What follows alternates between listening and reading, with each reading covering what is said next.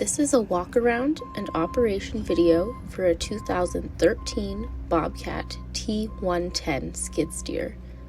It is similar to Caterpillar, Kubota, John Deere, and more. It has an open cab, there's no heat and no AC.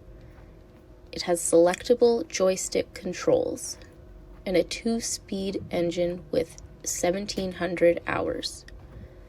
It has a 5,000-pound operating weight and an 1,100-pound rated operating capacity. It is a 42-horsepower diesel engine. This unit has auxiliary hydraulics, 13 GPM standard flow. The tracks are at 75%. There's normal wear and tear. This machine fires right up and operates as it should. There's no smoke or apparent leaks. Please contact us for more information. edgeequipmentsales.com